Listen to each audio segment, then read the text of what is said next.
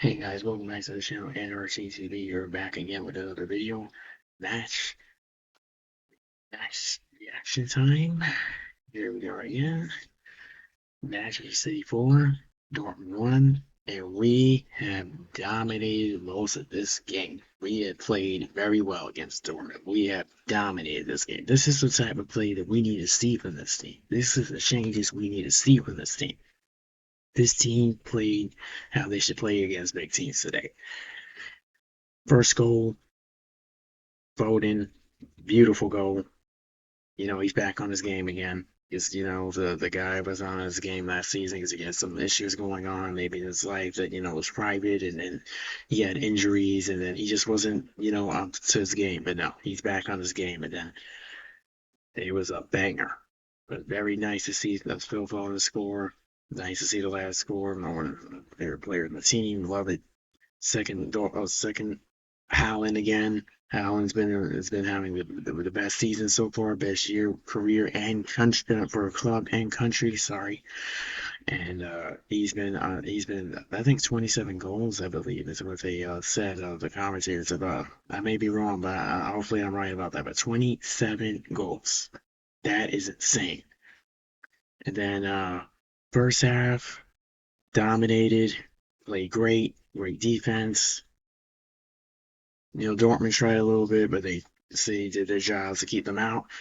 Donnaruma did a nice save, and then once he went to the second half,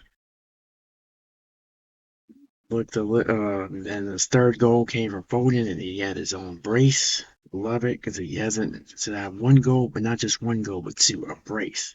It's very rare to see from him nowadays since he wasn't on his game, but Foden is back on his game. He is looking very happy. He's been playing amazing.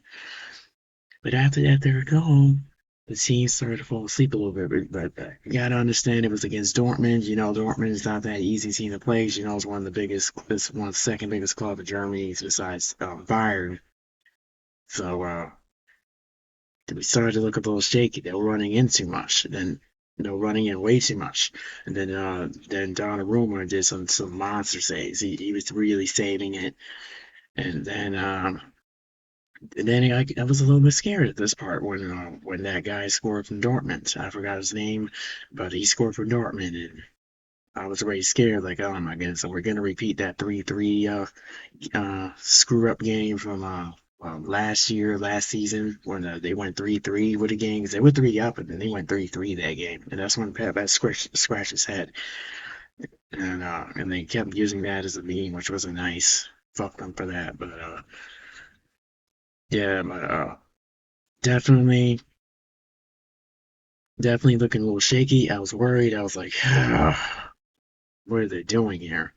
Because then Dortmund did all those changes. They put Joe Bellingham and they put this that Can person and all that on there. Chan, I don't know how you pronounce his name.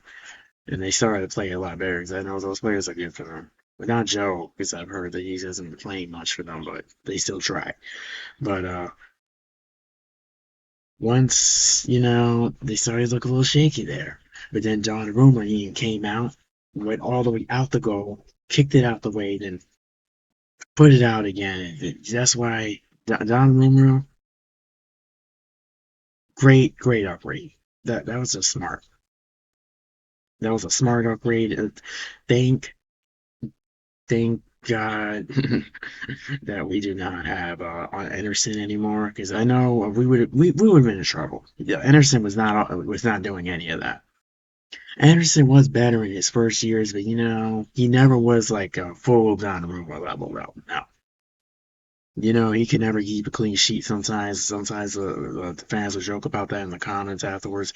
Now his first years and 2021, 2022, 2021, 22 season, 2019, the frying years, I say, he was doing better. But even, when they went on the row, he wasn't as good as Donnarumma. He did come through in that Champions League final, but, some of the games he was not saving at all, especially last year. Last season was disgusting. But, yeah, but definitely Donnarumma was a major upgrade. I'm glad they have him because if they didn't have him, we would have been screwed. Because the way he came out and took that out, and then the other one he saved, another Donnarumma save, and then he was getting it out, and he was ready to punch it out, and like, man, this guy's definitely amazing. Because they do say, I've heard that some of the Italian defenders are the best defenders in the world, and it looks like it's true because I see how this Donnarumma plays. Because he was even saying one time jokingly when he was playing the FIFA game, he told him, "Hey, I'm Italian, man." When they were saying he was great at defending or something like that. So, but yeah, he's not joking. But he is amazing. That was one of the best signings we did this summer.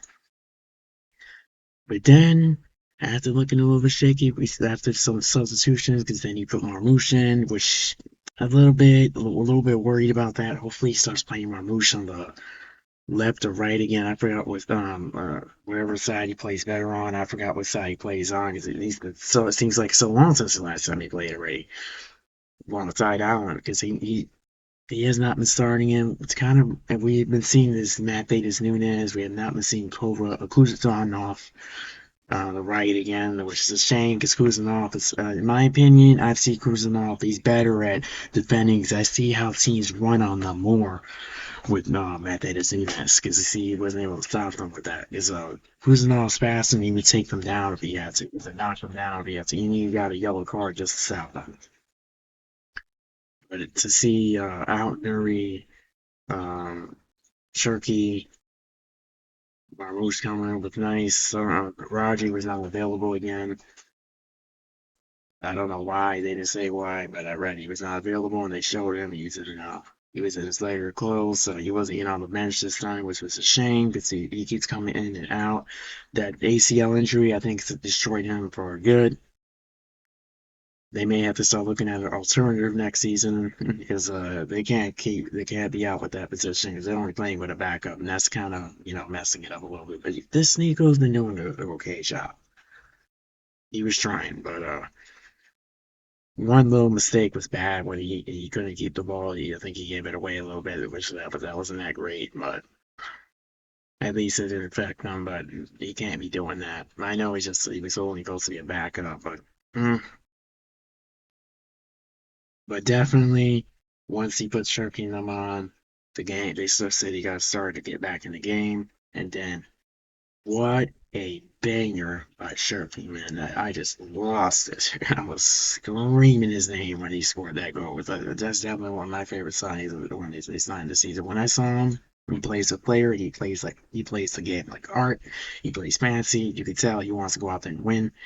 He assisted out in last game. Now he scored. That's why he has to start against Liverpool because that guy is definitely worth everything, every dime they paid for him. And look at that. They only paid 34 million for him. You see some other players that are more expensive than that, so they really got a bargain right now. Some players, they may not seem the best, but actually some of the big name ones are not as good as the ones you find like that. So man, I was kind of doubting him in the beginning. I was thinking, oh, Liverpool got the better one, 40 words, which he is, but Cherky's been doing better so far in this part of the season. So seeing we're doing better with that. So definitely nice to see him score and coming off the bench again, just like we did at the first game, the opening game against Wolves, because he scored off the bench that time too. But hopefully to see him start more, because he got that injury and that kind of slowed him down. That Pep doesn't want to take the risk of playing the whole game, because the injury and all that crap, and that kind of like screws it up and all that. So nice to see him score. It was a beautiful game. Dortmund fans were making a lot of noise, the drums, because their atmosphere is crazy at their stadium. They were jumping, putting the scarves up in the waistband, acting like it was home, and even though it wasn't their home. But well, we definitely dominated. They ran on us a little bit. They should have did better there, but you got to understand that was a bigger club that they were gonna give us some trouble. But City did put their game out today. They dominated beautifully. City are starting to put some wins together now. Next game, I have no clue what's going to happen. Maybe inconsistent or may play like this again. I have no idea. I am not ready to see that Liverpool game, to be honest. Scared. Because Liverpool did put the game on against Real Madrid and against their last opponent, too. So we're in trouble. But if Pep picks the right lineup and they play like today, we'll hopefully at least get a draw out of that game. Hopefully. But we want the win, but most likely it's probably going to go a draw because that's a hard team to play. But Cherki was definitely, and he came on and scored, but far away too, just like Foden.